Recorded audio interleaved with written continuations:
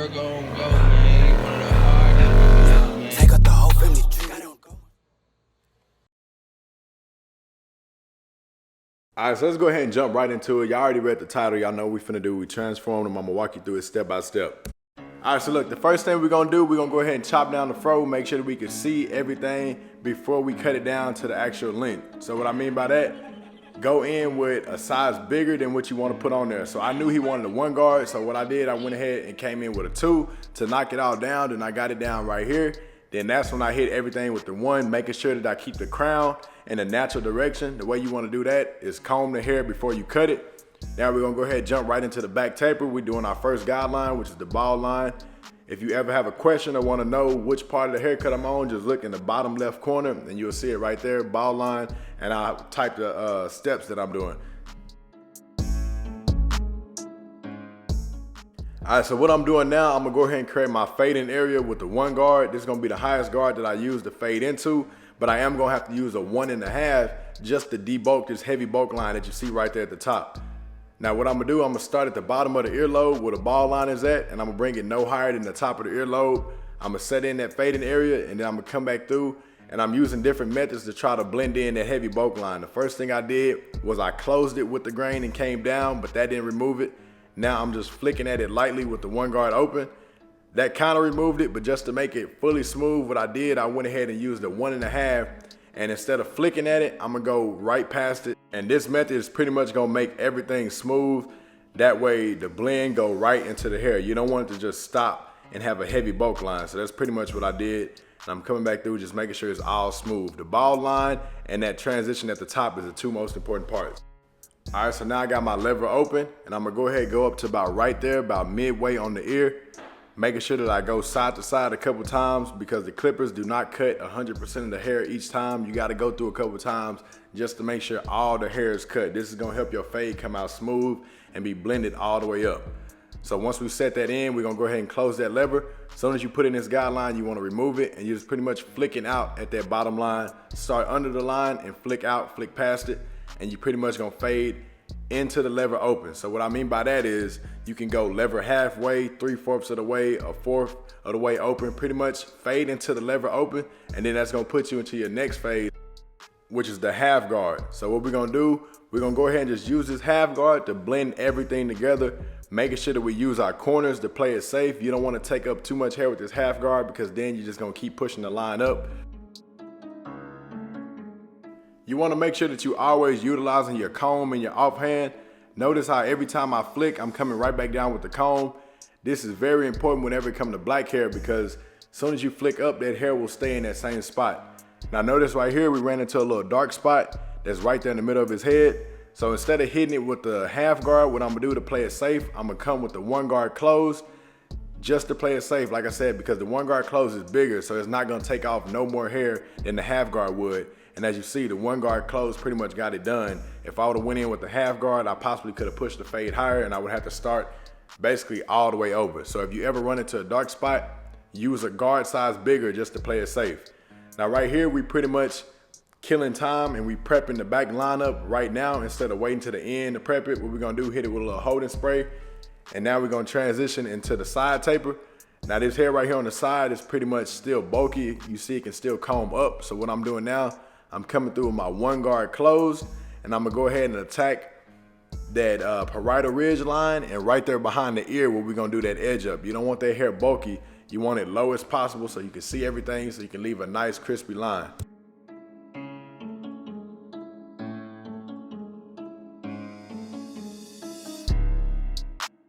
All right, so what we're gonna do now, we're gonna go ahead and set in our guideline. Now I'm trying a new method right here. I'm making like a little arc shape just so that taper can have more of a pop to it. And this is the most important part to a high taper, this end part that I'm doing. You gotta leave some hair right there in front of the ear. That way you can have a nice transition. So that way the taper can stop right there and you have that rainbow arc edge up around the ear that we're gonna do later. You know, not a rainbow arc on the forehead. You wanna have a rainbow arc around the ear that's gonna lead right into that back taper. That way it all flows smooth. Now, if you notice right here, I was cleaning up a few small touches, but keep in mind, your guideline does not have to be perfect because you're gonna fade that out anyway. But like I said, the key to it is leaving enough hair right there in front of the ear so that way you can have that rainbow edge up going over. All right, so what we're doing now, we're doing the exact same step we did on the back. We're gonna create our fading area with the one guard, start at the ball line, scoop up no hide in the parietal ridge. You wanna hit that back section just a little bit. Wait, pause, what the fuck? You wanna hit the ear part just a little bit so you can create some type of transition so it's just not bulky right there. So pretty much start at the bottom, flick up to the parietal ridge. If you don't know what the parietal ridge is, one more time, it's the vertical and horizontal intersection on the edge up. Right there, the corner, wherever you do the edge up, that's the parietal ridge. So you pretty much wanna look at that line going straight to the back of the head. You don't want it to go no higher than that. Whenever you get to that line, that's when you wanna start flicking out just so you have a smooth transition so the fade don't stop right there. So now that we got that set in, we're gonna go ahead, do our lever open and close the exact same way we did at the back. We're gonna put in our lever open. As soon as we get that set in, we're gonna go ahead and close it. Make sure that you leave some hair right there by the ear and leave some hair in the front by the edge up, which we'll touch up later whenever we get done. When we do our detail touches, that's when you'll fade out that edge up line. You pretty much wanna leave it dark as possible. That way you can know where the line is at and leave a nice crispy line. So like I said, I went ahead, sat in that lever open, came back through, lever closed, removed it. Now all we left to do is clean everything up with our half guard, and that's what we're doing right now. On that half guard, use your corner as much as possible. Keep that offhand ready. Notice flick up, flick down, flick up, flick down every single time.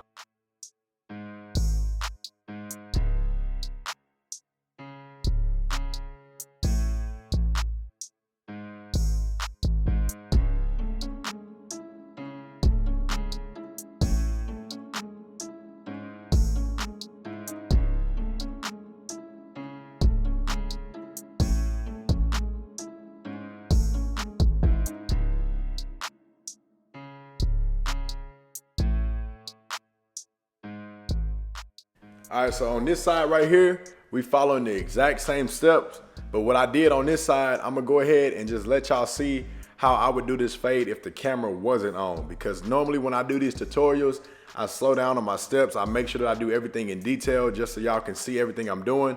But I pretty much know exactly where the parts of the fade need to start, need to stop. So that's what I'm gonna do right here. So the first thing you can notice that's different is I brought this guideline a little bit closer to the ear because I know exactly where it needs to be. On the other side, I let y'all see an exaggerated version just so you can play it safe. It's always better to play it safe. Whenever you get to fading a lot more and you get used to it, you'll be like this where you know exactly where to put it. You don't have to leave extra hair. And what I did right here, I'm coming in, I already got my one guard closed because I know I'm gonna end up flicking at that line. If you notice, I'm twisting and turning the clippers instead of just sticking to one method like I did on the other side. One guard all the way up and then flick. I set that in, now I came through, lever open. As y'all know, as soon as you put in the lever open, close it, take that line out, that line is pretty much gone. Now all I gotta do is pop on my half guard and blend that last line out. This typically take no more than like 4 minutes just to do one side of a fade. If it's taking you any longer than that, you probably just over detailing it. Like I said, or like I always say, do the bases of your fade first, then come back through and hit details. So if you notice, that's what I did right there. I got my fade set in. Now I'm coming back through, touching up all the little small spots, but it's pretty much faded. It's already ready to go. All right, so now we're gonna go ahead and prepare the edge up. This is equally as important as it is to edging them up. You gotta make sure the hair is ready to get edged up. It's basically a two-step process. Now this might seem a little tricky, so you might have to go back and re-listen to what I say, but I'm gonna say it real slow so you get what I mean. So whatever size guard you use up top for the entire head, you wanna use a half size smaller on the edge up. But if you was to go ahead and use, like for example, on this haircut, we did a one guard open. So we gonna hit the edge up with a one guard closed. But if it was a one guard closed all the way over the head, we would hit the edge up with a half guard open. All right, so if you got a lever open up top, just close the lever for the edge up. And if you got a lever closed up top, use the size smaller but open on the edge up. Now while that holding spray is drying, we're gonna go ahead and edge up the back taper line. What I like to do, I like to start right by the fade, create that arc around the ear, then I go ahead and drop down to the back taper and make them meet up right in the middle. Do any detail touches that I need to do to make sure that it had that perfect rainbow effect coming around the ear. Some people, they like to just tuck this edge up behind the ear. Me, I like mine more aggressive to let it show. You know, it lets you show off a little skill, and plus it just make the taper just look way better. Whenever you got it blended right behind that ear, that's why we left a little bit of hair so this can still be dark. If you notice right there at the peak of his ear, how it's still dark, creating that transition, that's why I like doing my tapers like this, because it just set it all the way off. It sets your taper apart from anybody else, because most barbers would go ahead and just tuck this line right behind the ear and make it to where it barely shows. So now on the other side, we're gonna follow the exact same method, but first we're gonna start at the bottom of this one. I mean, it really don't matter where you start, long as you make them meet up right there around the ear. So I started right there at the bottom. Now I'm coming up, started on my top arc, and then I'm making them meet right there in the middle. You can start at the top or the bottom, long as you meet them in the middle. This will make it transition just perfect, if you ask me.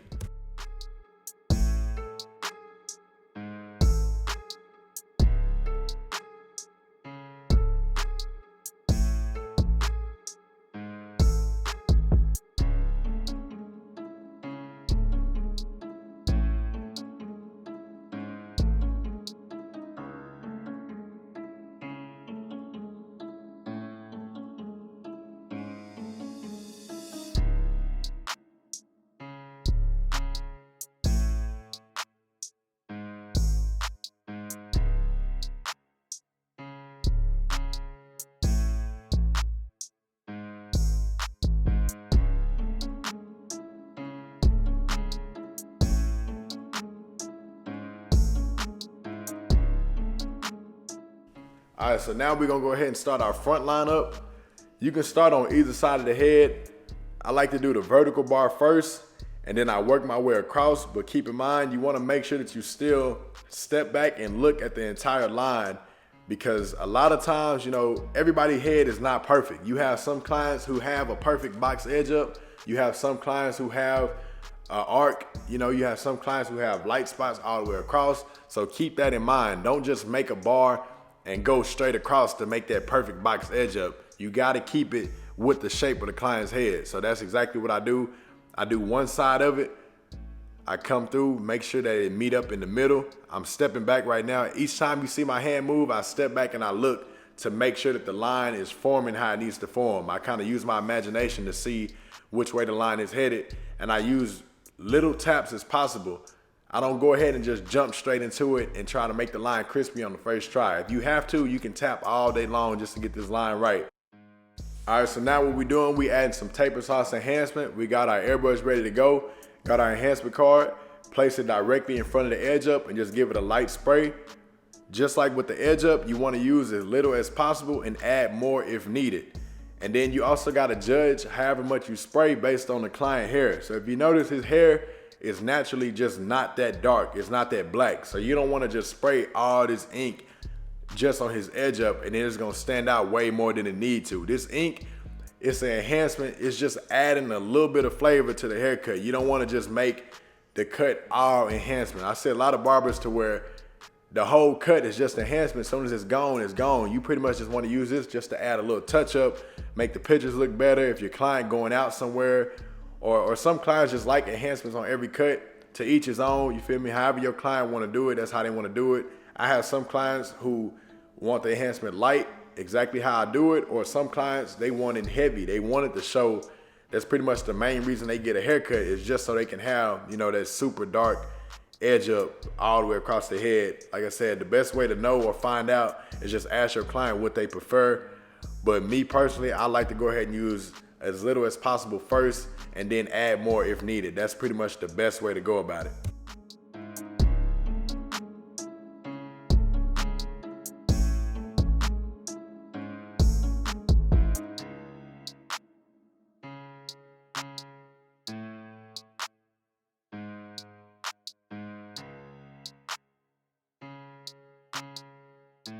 So we're gonna do the exact same thing on the other side. Enhancement card in front of the edge up, lightly spray it. Now typically I don't enhance the arc or the back taper line, but since this was a major transformation, I pretty much want to put them all the way in the door. So we're gonna go ahead and enhance the back taper line as well as the arc, you know, add a little bit of enhance to the fade so it have a nice transition, just so he can embrace this new look, because he did just cut his hair off. He had a whole head full of hair, and now he just got, nothing damn near. So we got to make sure that it's going to look funny. Any transformation cut is going to look funny, but we want to make sure it look the best while looking funny, if that makes sense, because it's going to take him some time to get used to seeing his head. I'm not sure how long he had his hair before, but I know it was a while because obviously it had some type of length on it.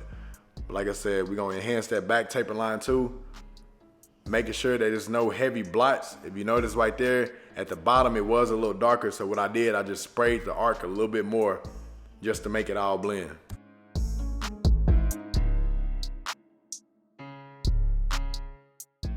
All right, so I like to call this portion right here the quality check. What I like to do is I spin my client around slow, make sure that the fade look how I want it to look, the edge up looks sharp. Pretty much just double checking everything before I hand them the mirror, because one thing about me, I hate when I give my client the mirror and they say, oh, can you adjust this? Can you adjust that? Like nothing on their part, it just make me feel some type of way within myself. Like, damn, I should have had all this right, before I handed them the mirror. So that's what I like to do. I spin them around, double check everything. Whatever I see, I go ahead and go in and touch it up.